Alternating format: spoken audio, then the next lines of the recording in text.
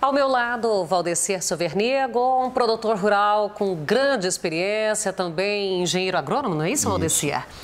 E com um conhecimento muito grande da luta do produtor em Goiás e também no Rio Grande do Sul, porque você é natural de Panambi, é isso? Isso. E o ano de 2014, na sua opinião, qual a avaliação que a gente pode fazer desse ano para o produtor? Bem, eu acho que o ano 2014 ele foi positivo, né? Nós tivemos assim uma safra boa de soja, embora tenha ocorrido aquele veranico em janeiro, diminuindo em média na nossa região de 5 a 7 ou até 10 sacos por hectare a soja, mas os preços que foram fixados foram preços bons, razoáveis, o que permitiu uma boa renda ainda ao produtor rural em termos de soja, né? Com relação ao milho safrinha, a produtividade foi boa, só que nós tivemos preços médios. Quem fixou com antecedência conseguiu preços nos patamares de 20, 21 a 22. Depois, diante daquela expectativa de uma safra enorme nos Estados Unidos, os preços de milho recuaram a 15 ou 16 reais, se mantiveram em toda a colheita. E a rentabilidade geral, ela não foi muito grande, mas acredito que a gente conseguiu pagar os custos, né? E com relação a essa próxima safra 2014-15, a gente notou que os custos foram majorados, né? Onde houve a retenção dos preços do custo, a manutenção do dólar até as eleições, e após as eleições a gente está vendo o quadro que está se desenrolando aí, o dólar num processo ascendente, né? E as commodities caíram a nível de Chicago muito de preço, onde o patamar era soja em torno de 12,50 dólares, hoje nós estamos com 10 dólares e pouco. Se mantivéssemos aqueles patamares com o dólar que está hoje, certamente a fixação de soja para a próxima safra daria mais 10, 11 ou 12 reais hoje por saco, né? Então a apreensão foi no sentido da queda das commodities em cima de uma super safra americana de soja e milho, mas os preços vieram a melhorar em cima da subida do dólar, né?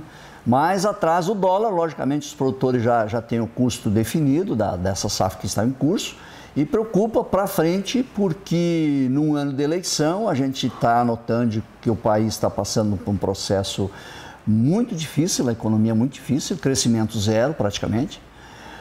O superávit da balança comercial, se não fosse novamente o agro, desde o plano real até agora que sustenta esse país é o agronegócio, o país já tinha falido há muito tempo.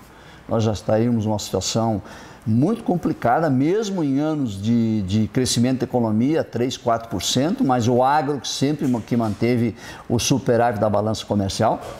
E isso a sociedade brasileira ela tem que entender que nós hoje, o agronegócio representa 23% do PIB, mais de 30% dos empregos, e não é isso só. Que a importância do agro que a sociedade tem que se conscientizar é que a produção de alimentos é de segurança nacional, é fundamental para a sociedade.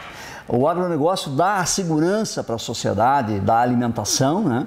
Onde nós na década de 70 éramos importadores de alimentos, com mais de 50% de importação de alimentos. Hoje nós somos exportadores de alimentos, o maior exportador de carne, de aves, de gado bovino, café e um monte de produtos agropecuários, né? Então, no balanço geral, acredito que a agropecuária foi bem, mas a nossa preocupação é o que vem pela frente, né? Num ano eleitoral muito difícil, onde foi uma eleição muito disputada, uma eleição onde venceu a mentira em relação à realidade, e a realidade está aí. A ficha está caindo, a realidade está aí. E o governo brasileiro tem que tomar umas medidas muito sérias, muito drásticas, para tentar equilibrar a economia. E você acha que nesse governo que se reinicia, a partir de janeiro, pode vir alguma medida que contribua para uma política agrícola? Porque existem até alguns especialistas que eles falam que não precisa melhorar a política agrícola, precisa só criá-la, porque na verdade ela não existe, ela faz de conta. É assim, ó, a política existe, né? Nós temos assim a colocação do crédito rural à disposição dos produtores em termos de investimentos, em termos de custeio, ela existe, foi boa, abundante. E, obviamente, quem tinha condições de acessar o crédito, né? Quem não está inadimplente, quem está em situação de acessar, acessou e teve esse crédito à sua disposição, né? Com taxas boas, convidativas, hoje até negativas, né? Mas para frente a gente não sabe o que vem. O problema é que essas políticas agrícolas de preço mínimo, elas não existem, né? Elas não existem. O preço mínimo é um preço mínimo de faz de conta. E ele é muito restrito a preço mínimo de X sacos para milho, X sacos para soja, não é aberto, não é aberto, né? E ela faz muita distinção entre os produtores. Eu sempre digo que os produtores, eles não têm tamanho. A finalidade dos produtores, seja médio, seja grande ou pequeno, é a mesma, é a produção de alimentos, né? Então, essa dissociação de classes, essa divisão de classes, quem faz são os governos socialistas. Para quê? Para tirar uma classe, para jogar uma classe contra a outra. Nós somos todos uma classe. Nós não temos distinção. A produção é nobre de produção de alimentos. Bacana essa colocação, porque na realidade o que o pequeno produtor, aquele produtor que tem 50 hectares, 30 hectares, ele quer plantar, ele precisa ter proporcionalmente a mesma condição do grande produtor. Exatamente. Só que eu acho assim, o direcionamento com relação às políticas públicas ao pequeno produtor estão corretas. O pequeno produtor, ele precisa de proteção. O produtor pequeno, digamos assim, ele não tem escala, né? E a escala, ela é construída em cima de associação, em cima de cooperativas, né? É a escala que comanda. Mas ele tem que ter certos privilégios de menor custo de insumos, de menor custo de taxa de juros, é o que vem ocorrendo. Mas a função de produção é a mesma. Nós não podemos taxar, esse aqui é um pequeno produtor, eu sou contra ele, esse aqui é um médio produtor, eu sou contra ele, ou esse aqui é um grande produtor. Não, a nossa função social é a mesma, de produção de alimentos, e as pessoas perante a lei, perante a Constituição, são todas iguais, né? Nós somos todos brasileiros, imbuídos do mesmo propósito, que é a produção de alimentos, fibras e energia nesse país. E esse governo caracteriza muito essa divisão de classes, né? A divisão de classes gera conflitos. A gente quer conflito, não quer conflito. O povo brasileiro não é de conflito. Quem estimula o conflito são os governos que estão aí, socialistas, que eles querem, dentro de uma falsa visão, uma falsa imagem, dividir a renda, mas é o contrário, eles tornam essas pessoas mais submissas e cada vez mais pobres. Os exemplos estão muito claros aí agora com a queda do petróleo. Historicamente, a gente verifica que aqueles países que detêm uma produção de petróleo muito forte e autossuficiente, com um preço muito alto, eles têm um poder de fogo muito grande e normalmente se instala uma ditadura, um autoritarismo muito forte, né?